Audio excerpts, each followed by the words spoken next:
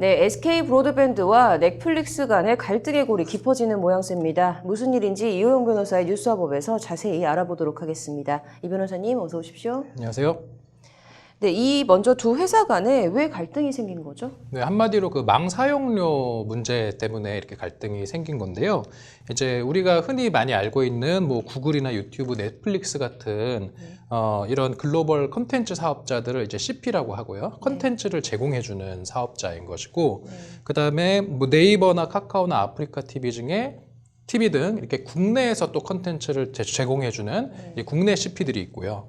그리고 이제 이러한 컨텐츠를 볼 수 있게 중간에 인터넷 망을 제공해주는 사업자들이 이제 망사업자, ISP라고 합니다. 그래서 KT나 뭐 SK 브로드밴드, LG U+ 같은 그런 망사업자들이 있는 건데요. 지금 문제는 우리나라의 그 국내 CP들, 뭐 네이버, 카카오톡 같은 국내 CP들은 ISP, 망사업자에 대해서 망사용료를 내고 있습니다.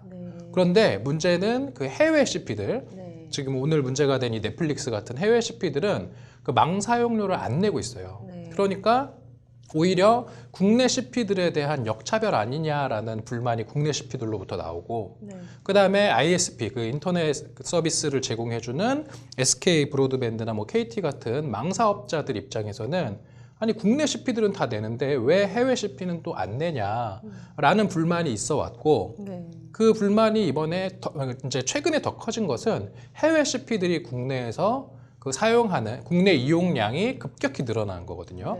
그래서 뭐 최근에 보면은 넷플릭스가 뭐 국내 동영상 시장의 지금 뭐 60-70% 정도 넷플릭스를 비롯한 해외 CP들이 국내 동영상 시장의 절반 이상을 오히려 점유하고 있어서 지금 ISP들 입장에서 보면 아니 자기들이 지금 제공해주는 이 망을 더 많이 쓰는 그 CP들이 해외 CP들인데 글로벌 CP들인데 이들로부터 망 사용료를 받아야 되겠다라는 지금 그 요구가 계속 빗발쳐서 작년 한 해 그 통신 3사 같은 경우가 보면 네트워크 확장에 8조 원을 또 쏟아부었다고 하거든요.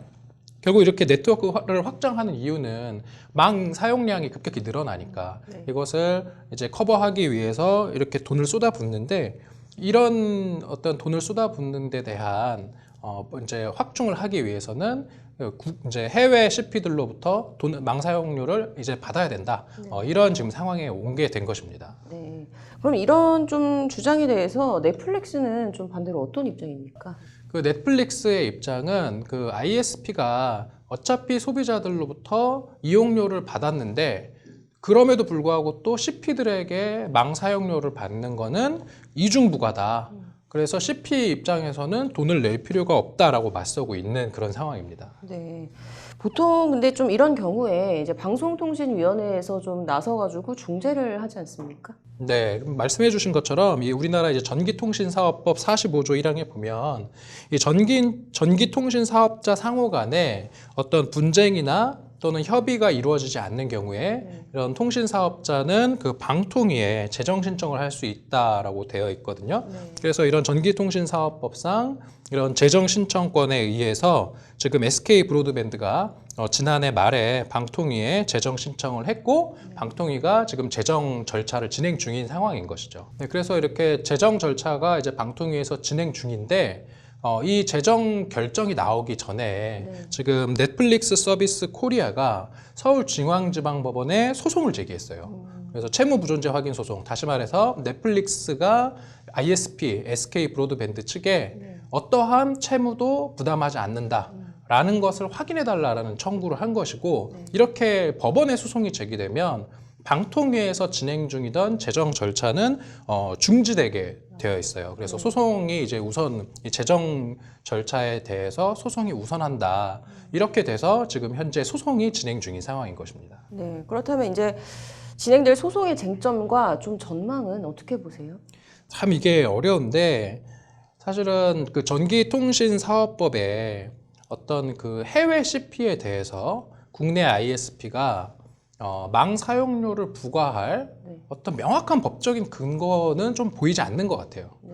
만약에 그런 명확한 법적인 근거가 있었다면 진작에 그것에 기해서 망 사용료를 청구를 했겠죠. 그런데 지금 법적인 근거가 없다 보니까 ISP 입장에서는 계속 협상을 시도했었던 거거든요. 그래서 이제 국내 CP들 같은 경우는 그 협상에 응해서 이제 그 ISP와 국내 CP들 사이에는 그 이용료 이제 협약이 체결돼서 계약이 체결돼서 이제 국내 CP들은 돈을 냈었던 거고 해외 CP에 대해서는 그러한 법적인 근거가 좀 모호하다.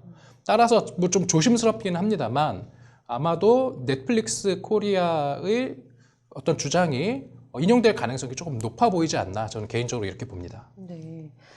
자, 또 이제 좀 번외로 이른바 좀 넷플릭스 법이라는 게 국회에서 지금 처리가 됐다고 합니다. 좀 이게 좀 재판에 영향이 있을까요?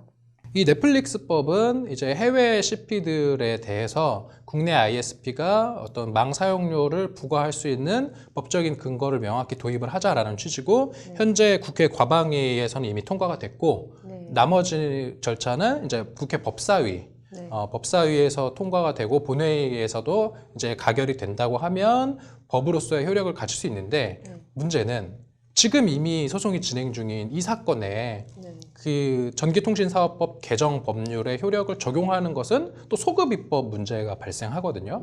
따라서 현재 진행 중인 재판에는 영향을 주긴 좀 어려워 보인다. 이렇게 정리할 수 있을 것 같습니다. 네.